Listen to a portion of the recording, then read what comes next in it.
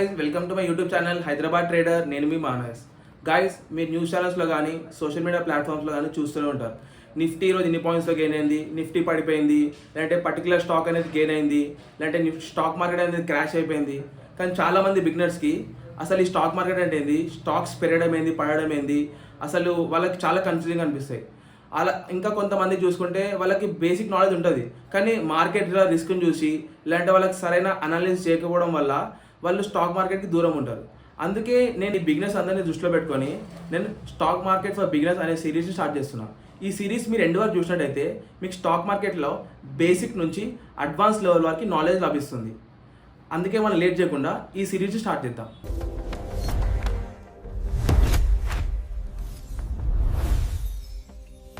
ఈ video start చేసే ముందు స్టాక్ మార్కెట్ గురించి ఒక చిన్న ఫ్యాక్ట్ తెలుసుకుందాం. 40 years కింద ఎవరైతే విప్రో కంపెనీలో 10,000 రూపీస్ ఇన్వెస్ట్ చేసి ఉంటారో ఇప్పుడు వాళ్ళ ప్రెజెంట్ వాల్యూ వచ్చేసి 500 crores. That is power of investing. అందుకే ఇప్పుడున్న ప్రెజెంట్ మార్కెట్ కండిషన్లో జాబ్ తర్వాత మనీ ఎర్న్ చేయడానికి మనకి స్టాక్ మార్కెట్ అనేది సెకండ్ బెస్ట్ ఆల్టర్నేటివ్. మనం ఈ సిరీస్లో బిగినర్స్కి వచ్చే డౌట్స్లో నుంచి కొన్ని కామన్ డౌట్స్ని మనం ఈ వీడియోలో టాపిక్ వైజ్గా డిస్కస్ చేసుకుందాం. గాయస్, ఈరోజు మన ఫస్ట్ టాపిక్ వచ్చేసి what is stock market.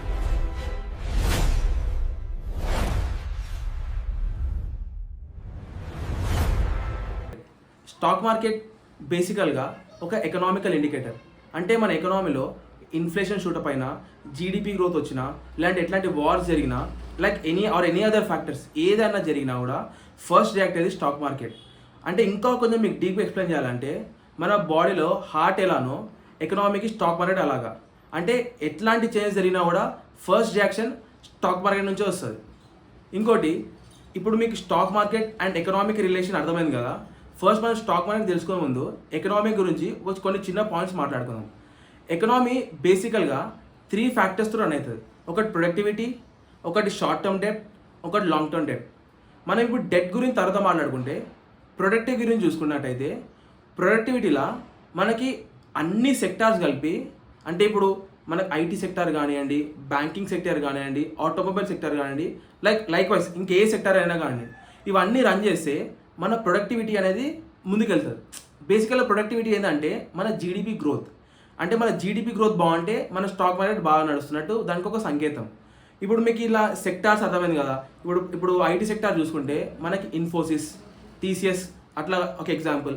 Banking చూసుకుంటే హెచ్డిఎఫ్సి బ్యాంక్, ఐసిఐసిఐ బ్యాంక్ ఒక ఎగ్జాంపుల్. అలాగే ఆటోమొబైల్ చూసుకుంటే మనకి టాటా మోటార్స్ కానీ, మహీంద్రా అండ్ మహీంద్రా. ఇప్పుడు ఇవన్నిటిని మనం స్టాక్స్ అంటాం. ఇప్పుడు ఈ కంపెనీస్ అన్ని మనం స్టాక్ మార్కెట్లో స్టాక్స్ అని అంటాం. ఇప్పుడు ఇవన్నీ మంచి పర్ఫామ్ చేస్తే మన ఎకనామీ బూమ్ అవుతుంది. మన ఎకనామీ బూమ్ అయితే మన స్టాక్ మార్కెట్ గెయిన్ అవుతుంది. ఇలాంటి ఇప్పుడు ఇవన్నీ స్టాక్స్ అనేటివి, అంటే ఈ కంపెనీస్ అన్ని అండర్ పర్ఫామ్ చేస్తే మన ఎకనామీ అనేది కింద పడుతుంది. అంటే మన ఎకనామీ కింద పడితే మన స్టాక్ మార్కెట్ డౌన్ఫాల్ అవుతుంది. ఇప్పుడు ఈ షేర్ మార్కెట్ గురించి ఇంకా ఈజీగా చెప్పాలంటే, షేర్ మార్కెట్ అంటే మనకి ఒక ప్లాట్ఫామ్ లెక్క షేర్స్ని కొనడానికి, అమ్మడానికి. ఇప్పుడు ఇక్కడ షేర్స్ అనేది మనం హైలైట్ చేస్తే, షేర్స్ అంటే బేసికల్గా పర్టికులర్గా ఒక కంపెనీలో ఓనర్షిప్ అనేది మనకు డిఫైన్ చేస్తుంటుంది. ఇది ఒక ఎగ్జాంపుల్తో మీకు చెప్తా. ఇప్పుడు మీరు అందరికీ రిలయన్స్ అనే కంపెనీ ఐడియా ఉంటుంది. ఇప్పుడు అజ్యూమ్ మీరు అనుకోండి, రిలయన్స్ దగ్గర టోటల్ 10,000 షేర్స్ ట్రేడ్ అవుతున్నాయి అనుకోండి. అందులో మీరు ఒక 100 షేర్స్ కొనుక్కుంటే ఇప్పుడు మీ రిలయన్స్లో 1% ఆఫ్ ద ఓనర్ అవ్వచ్చు. ఇప్పుడు మనం ఈ 1% ఓనర్షిప్ మనకు అవ్వచ్చు, కానీ మనం ఆ షేర్స్ అనేది ఒక ప్రైజ్కి కొనాల్సి వస్తుంది. అందరికీ డౌట్ వస్తుంది, అసలు ఈ ప్రైస్ ఎట్లా వచ్చింది ఈ షేర్కి అనేది. ఇది ఒక పెద్ద డిఫరెంట్ కాన్సెప్ట్. ఇది ప్రైస్ ఎట్లా మనకి ఆ షేర్ పర్టికులర్ ఒక షేర్కి ఈ ప్రైస్ అనేది ఎట్లా డిఫైన్ అవుతుంది అని, ఇదన్నీ మనం తర్వాత వీడియోలో డిస్కస్ చేద్దాం. ఇది ఒక పెద్ద లెంతీ టాపిక్. ఇప్పుడు మన టాపిక్ వచ్చేసి ఈ షేర్ ప్రైస్ అనేది ప్రతిరోజు ఫ్లక్చుయేట్ అవుతుంటుంది. బయర్స్ అండ్ సెల్లర్స్ ట్రేడ్ అవుతుంటుంది కదా. డిమాండ్ ఎక్కువ ఉంటే షేర్ ప్రైస్ అనేది పైకి వెళ్తుంటుంది, డిమాండ్ తక్కువ ఉంటే షేర్ ప్రైస్ అనేది కిందికి వస్తుంటుంది. ఈ డిమాండ్ సప్లైని, ఈ షేర్ ప్రైజెస్ని అన్నీ మేనేజ్ చేయడానికి మన ఇండియాలో టూ మెయిన్ ఎక్స్చేంజెస్ ఉంటాయి. ఒకటి ఎన్ఎస్సి, నేషనల్ స్టాక్ ఎక్స్చేంజ్, ఇంకోటి బిఎస్సి, బాంబే స్టాక్ ఎక్స్చేంజ్. ఈ నేషనల్ స్టాక్ ఎక్స్చేంజ్ని రిప్రజెంట్ చేసేది మనకి నిఫ్టీ 50. చాలా పాపులర్, అది అందరు తెలిసి ఉంటుంది. ఈ నిఫ్టీ 50 బేసికల్గా ఏంటంటే ఇండియాలో ట్రేడ్ అవుతున్నా, అంటే మన ఇండియాలో ట్రేడ్ అవుతున్న టాప్ 50 కంపెనీస్ అవి. అంటే మార్కెట్ వాల్యూ ప్రకారం, అంటే ఇప్పుడు మన ఇండియాలో ఉన్న టాప్ 50 మార్కెట్ వాల్యూ ప్రకారం కానీ అంటే పెద్ద కంపెనీస్ అంటారు. అదే బిఎస్సి, బాంబే స్టాక్ ఎక్స్చేంజ్లో అది సెన్సెక్స్ని రిప్రజెంట్ చేస్తుంది. సెన్సెక్స్ 30 అంటే ఇండియాలో ట్రేడ్ అవుతున్న టాప్ 30 కంపెనీస్. ఇంకోటి, ఇప్పుడు ఈ షేర్ మార్కెట్ మొత్తంలో మనకు లిస్ట్ అయింది అంటే అన్ని సెక్టార్స్ కంపెనీస్ కలిపి టోటల్ 5,000 కంపెనీస్ ఉంటాయి. ఇప్పుడు ఈ 5,000 కంపెనీస్ని మనము ఒకటేసారి అనలైజ్ చేయాలన్నా వీటి గురించి తెలుసుకోవాలన్నా చాలా డిఫికల్ట్ ఉంటుంది. అందుకే ఎక్స్చేంజెస్ ఏం చేసినాయి అంటే మనకి ఒక ఇండెక్సెస్ అనేది క్రియేట్ చేసినాయి. ఇప్పుడు ఇండెక్సెస్ అంటే బేసికల్గా ఇప్పుడు బ్యాంకింగ్ సంబంధించిన ఒక ఇండెక్సెస్ ఉంటుంది. అంటే బ్యాంక్ నిఫ్టీ కానీ, నిఫ్టీ ఐటీఏ కానివ్వండి, నిఫ్టీ ఆటో. అంటే ఏంటంటే ఇప్పుడు నిఫ్టీ ఆటో అంటే ఓన్లీ ఆటో స్టాక్స్ ఉంటాయి, నిఫ్టీ బ్యాంక్ అంటే ఓన్లీ బ్యాంకింగ్ స్టాక్. అంటే మనకు ఒక ఈజీ పాత్, మనకి ఏ స్టాక్స్లో ఏ సెక్టార్లో ఇన్వెస్ట్ చేయాలంటే ఆ సెక్టార్లో మనం ఈజీగా ఇన్వెస్ట్ చేసుకోవచ్చు. ఇప్పుడు మన సెకండ్ టాపిక్ వచ్చేసి స్టాక్స్, ఇన్వెస్ట్మెంట్స్ అండ్ ట్రేడింగ్.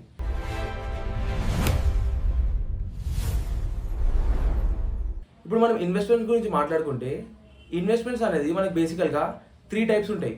ఒకటి సెల్ఫ్ ఇన్వెస్టింగ్, లేదంటే ఇంకోటి మ్యూచువల్ ఫండ్స్, ఇంకోటి ఈటీఎఫ్స్ ఇన్వెస్టింగ్. ఇప్పుడు మనం సెల్ఫ్ ఇన్వెస్టింగ్ గురించి మాట్లాడుకుంటే సెల్ఫ్ ఇన్వెస్టింగ్ అంటే బేసికల్గా స్టాక్స్ అనేటివి మనమే అనలైజ్ చేసి మన డబ్బులతోటి మనమే రిస్క్ చేసి ఇన్వెస్ట్ చేయడం. అందులో కూడా 2 టైప్స్ ఉంటాయి. మనకి లాంగ్ టర్మ్ ఇన్వెస్టింగ్, ఇంకోటి short term investing. Long term అంటే మనం స్టాక్స్ని కొని 1 ఇయర్ తర్వాత అమ్మేస్తే అది లాంగ్ టర్మ్ ఇన్వెస్టింగ్ కిందకి కన్సిడర్ అవుతుంది. లేదంటే స్టాక్స్ కొని 1 ఇయర్ బిఫోర్ అమ్మేస్తే అది స్వింగ్ ట్రేడింగ్ కిందకి కన్సిడర్ అవుతుంది. దాన్ని షార్ట్ టర్మ్ ట్రేడింగ్ ఇన్వెస్టింగ్ అంటారు.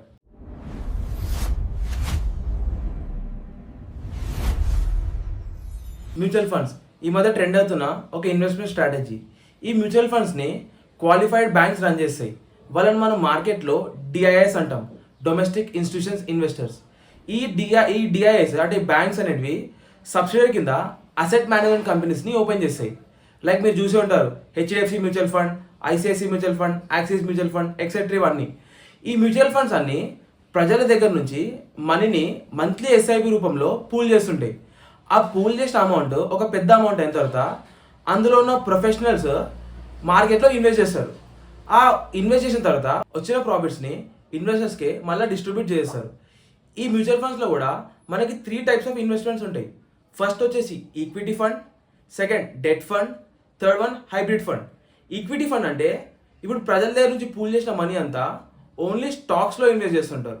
అది కూడా రిస్క్ని దృష్టిలో పెట్టుకొని. ఇప్పుడు ఏ ఇన్వెస్టర్కైనా హై రిస్క్ కావాలనుకో వాళ్ళు స్మాల్ క్యాప్లో ఇన్వెస్ట్ చేస్తారు, లేదంటే మీడియం రిస్క్ కోసం మిడ్ క్యాప్లో ఇన్వెస్ట్ చేస్తుంటారు, లేదంటే రిస్క్ తక్కువ ఉంటే ఒక మంచి నిఫ్టీ 50లో డైరెక్ట్ ఇన్వెస్ట్ చేస్తుంటారు. మనకు సెకండ్ వన్ వచ్చేసి డెట్ ఫండ్. డెట్ ఫండ్ అంటే బేసికల్గా వాళ్ళు మనీ మొత్తము ఓన్లీ బాండ్స్లో కానీ సెక్యూరిటీస్లో కానీ ఇన్వెస్ట్ చేస్తుంటారు. ఈ డెట్ ఫండ్ అనేది లో రిస్క్, అంటే మనకి మనీ అనేది సేఫ్ ఉంటుంది. మనకు థర్డ్ వన్ వచ్చేసి హైబ్రిడ్ ఫండ్. హైబ్రిడ్ ఫండ్ బేసికల్గా ఏంటంటే ఒక మిక్స్ ఇదంతా డెట్ ఫండ్ని ఇంకా ఈక్విటీ ఫండ్ని. అంటే ఇందులో డబ్బుల్ని ఒక 50 అంటే రేషియోస్ ద్వారా 50-50 కానీ లేదంటే 60-40 కానీ ఈక్విటీ ఇంకా డెట్లో ఇన్వెస్ట్ చేస్తుంటారు. ఇది ఒక సేఫ్ ఇన్వెస్ట్మెంట్ ఆపర్చునిటీ ఉంటుంది.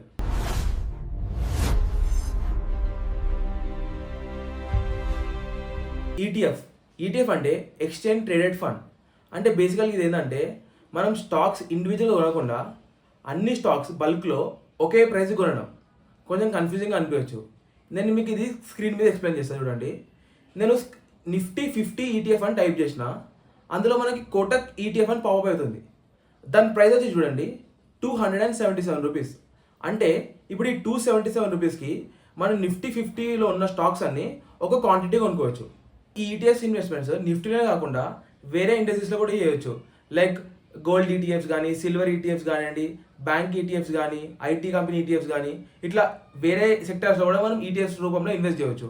ఈ ఈటీఎఫ్స్ కూడా మనకి బ్యాంక్సే రన్ చేసినట్టు కనిపిస్తాయి. ఇంకోటి ఈ ఈటీఎఫ్స్ అనేది మనకి ఒక లో రిటర్న్ స్ట్రాటజీ, లో రిస్క్ స్ట్రాటజీ. షార్ట్ టర్మ్ లాభాల కోసం చేసేదాన్ని ట్రేడింగ్ అంటారు.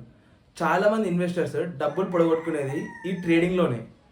అందుకే నేను సజెస్ట్ చేసేది ఏంటంటే ఈ బిగినర్స్ అందరూ ట్రేడింగ్కి దూరం ఉండాలని అనుకుంటున్నా. ఈ ట్రేడింగ్ అనేది కూడా మనకి 2 టైప్స్ ఉంటాయి. ఇంట్రాడే ట్రేడింగ్ అని ఉంటుంది, ఇంకా F&O, future and options. Intraday trading గురించి మనం మాట్లాడుకుంటే ఇంట్రాడే ట్రేడింగ్లో మనం షేర్స్ని అదే రోజు కొని అదే రోజు అమ్మేస్తాం. దాన్ని ఇంట్రాడే ట్రేడింగ్ అంటారు. ఇది మీకు ఒక ఎగ్జాంపుల్ చూపెడతా చూడండి. ఇప్పుడు చూడండి నా అకౌంట్లో 5,000 రూపీస్ కనబడుతున్నాయి మీకు. నేను ఇప్పుడు నార్మల్ ఇన్వెస్టింగ్ చేయాలంటే డీమార్ట్లో నేను ఒక షేరే కొనవచ్చు. కానీ ఇప్పుడు ఇంట్రాడేడ్ కాబట్టి నేను డీమార్ట్వి 5 షేర్స్ కొంటున్నాను. అంటే నాకు రిటర్న్ 5 టైమ్స్ ఎక్కువ వస్తుంది, లేదంటే లాస్ కూడా 5 టైమ్స్ ఎక్కువ వస్తుంది. ఇట్లా 5 టైమ్స్ స్టాక్స్ ఇచ్చేదాన్ని మనము మార్కెట్లో లీవరేజ్ అంటాం. అంటే మనకి బ్రోకర్ అనేది ఇలా లీవరేజ్ అనేది ఇస్తాడు 5 times వరకు. ఇది ఇంట్రాడే ట్రేడింగ్. ఇంకోటి సెకండ్ ఆప్షన్ వచ్చేసి మనకి, అంటే సెకండ్ స్ట్రాటజీ వచ్చేసి ఎఫ్ఎండో అంటే బేసికల్గా ఆప్షన్స్ బయింగ్ సెల్లింగ్, లేదంటే ఫ్యూచర్స్ బయింగ్ సెల్లింగ్ చేయడం. ఇందులో 90% రీటైలర్స్ డబ్బులు లూజ్ అయ్యేది ఈ ఎఫ్ఎండోలోనే. ఎఫ్ఎండో అనేది one of the riskiest trading option. ఇది చాలా ఎక్స్పర్టీస్ ఉండాలి మీరు ఎఫ్ఎండో చేయాలంటే. ఎఫ్ఎండో ఎలా ట్రేడ్ అవుతుంది అంటే ఒక కాంట్రాక్ట్ బేసిస్ పైన ట్రేడ్ అవుతుంటుంది. అంటే మంత్లీ కాంట్రాక్ట్స్ కానివ్వండి, వీక్లీ కాంట్రాక్ట్స్ కానివ్వండి, ఇయర్లీ కాంట్రాక్ట్స్. అంటే నెక్స్ట్ ఇయర్ వరకు నిఫ్టీ ఎడికి వెళ్తుందో మనం ప్రెడిక్ట్ చేయడం, లేదంటే నెక్స్ట్ మంత్ నిఫ్టీ ఎడికి పోతుందో ప్రెడిక్ట్ చేయడం, లేదంటే వీక్లో కానీ. ఈ ఎఫ్ఎండో అనేది ఇట్లా కాంట్రాక్ట్ బేసిస్ పైన మనకి ట్రేడ్ అవుతున్నట్టు కనిపిస్తుంటుంది. ఈ స్టాక్ మార్కెట్లో ఎఫ్ఎండో అనేది ఒక పెద్ద సబ్జెక్ట్ ఎఫ్ఎండో అనేది. అందుకే ఇది నేను ఒక చిన్న కట్ చేసి చెప్తున్నా, ఒక బ్రీఫ్గా ఒక డీటెయిల్ వీడియో నేను ఎఫ్ఎండో మీద కూడా తీసుకొస్తా.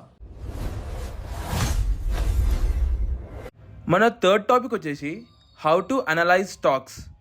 మనం ఏదైనా స్టాక్లో ఇన్వెస్ట్ ఆర్ ట్రేడ్ చేయాలంటే మనం ఆ కంపెనీ ఫండమెంటల్స్, టెక్నికల్స్ అండ్ న్యూస్ని తెలుసుకోవాలా. అవన్నీ తెలుసుకోవడానికి మనకి 3 వెబ్సైట్స్ హెల్ప్ చేస్తాయి. ఒకటి ఎన్ఎస్సి, ఇంకోటి స్క్రీనర్ అండ్ థర్డ్ వన్ వచ్చేసి ట్రేడింగ్ వ్యూ. ఇప్పుడు నేను ఈ వెబ్సైట్స్ అన్నీ ఎలా యూజ్ చేయాలో నేను మీకు స్క్రీన్ మీద చూపిస్తున్నా. ఇప్పుడు మన ఫస్ట్ వెబ్సైట్ వచ్చేసి ఎన్ఎస్సి.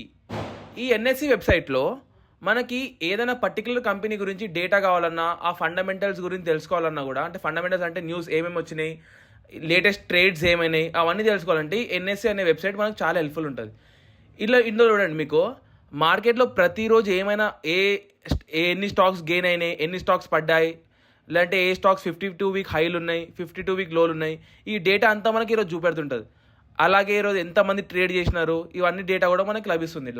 ఇప్పుడు మీకు నేను ఒక ఎగ్జాంపుల్ తోటి రిలయన్స్ చూడండి. రిలయన్స్ ఇండస్ట్రీస్ అని నేను సర్చ్ చేశాను ఈక్విటీలో. ఇప్పుడు నేను చూడండి, మీకు అనౌన్స్మెంట్స్ చూడండి. లేటెస్ట్గా మనకి మొన్న రిజల్ట్స్ వచ్చినాయి 17th రోజు. మనకు ఆ బోర్డ్ మీటింగ్ న్యూసెస్ కానీ, లేదంటే డివిడెండ్స్ ఏమొచ్చినాయి, డివిడెండ్స్ కానీ, బోర్డ్ మీటింగ్స్ ఎక్కడెక్కడైనా ఏ టైంకి అవుతున్నాయి, అవన్నీ ఈ న్యూస్ అన్నీ మనకి ఈ ఎన్ఎస్సి వెబ్సైట్ చూసే హెల్ప్ అవుతుంది. మన సెకండ్ వెబ్సైట్ వచ్చేసి స్క్రీనర్. ఈ స్క్రీనర్ వెబ్సైట్ మనకి ఇన్వెస్ట్మెంట్స్ అండ్ ట్రేడింగ్లో చాలా హెల్ప్ఫుల్ ఉంటుంది. ఈ స్క్రీనర్లో మనం ఏదైనా, ఇప్పుడు మీరు ఎగ్జాంపుల్ చూడండి, రిలయన్స్ అని మనం టైప్ చేస్తే రిలయన్స్ సంబంధించిన ఫండమెంటల్ ఇన్ఫర్మేషన్ అంతా మనకు లభిస్తుంది. ఇలా చూడండి, రిలయన్స్ మార్కెట్ క్యాప్ కానివ్వండి, బుక్ వాల్యూ కానివ్వండి, స్టాక్ పీ ఎంత, అలాగే రీసెంట్గా వచ్చిన రిజల్ట్స్ చూడండి ఈ సెప్టెంబర్ క్వార్టర్లో, దాని ప్రాఫిట్ ఎంత, ఈపీఎస్ గ్రోత్ ఎంత ఉంది, అలాగే షేర్ హోల్డింగ్ ప్యాటర్న్, ఇదంతా మనకి స్క్రీనర్ అంతా మనకు ఒక ఇస్తుంది. ఈ ఇన్ఫర్మేషన్ అంతా చాలా హెల్ప్ఫుల్ ఉంటుంది మనకి. అలాగే మనం ఇంకా కొంచెం డెప్త్గా చూస్తే మనకి ఇలా సెక్టార్స్ వైజ్ బ్రౌజింగ్ కూడా లభిస్తుంది. ఇలా ఏరోస్పేస్, డిఫెన్స్ కానీ, అగ్రికల్చర్ అండ్ ఫుడ్, అంటే దాని రిలేటెడ్ కంపెనీస్ మీరు ఈజీగా సర్చ్ చేయొచ్చు. ఇది ఒక చాలా యూస్ఫుల్ వెబ్సైట్ మనకి స్క్రీనర్ అనేది. మన థర్డ్ వెబ్సైట్ వచ్చేసి ట్రేడింగ్ వ్యూ. ఈ ట్రేడింగ్ వ్యూ మనకి ఏదైనా పర్టికులర్ స్టాక్ది టెక్నికల్ అనాలిసిస్ చేయడానికి చాలా హెల్ప్ఫుల్ ఉంటుంది.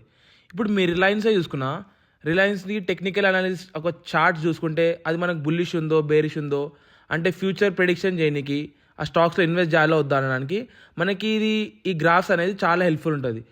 ఈ టెక్నికల్ అనాలిసిస్లో కూడా ఒక పెద్ద కాన్సెప్ట్ ఇది టెక్నికల్ అనాలిసిస్ అనేది.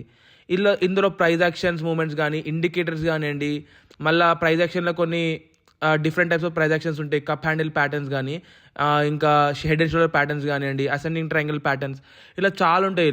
ఈ టెక్నికల్ అనాలిసిస్ పైన నేను ఒక డీటెయిల్ వీడియో తీసుకొస్తా. ఈ బిగినర్ సిరీస్లో ఫస్ట్ వీడియో మీకు ఇన్ఫర్మేటివ్ అనిపిస్తే ఒక లైక్ చేయండి. మరిన్ని ఇన్ఫర్మేటివ్ వీడియోస్ కోసం నా ఛానల్ని సబ్స్క్రైబ్ చేయండి. నేను మీ హైదరాబాద్ ట్రేడర్, సైనింగ్ ఆఫ్.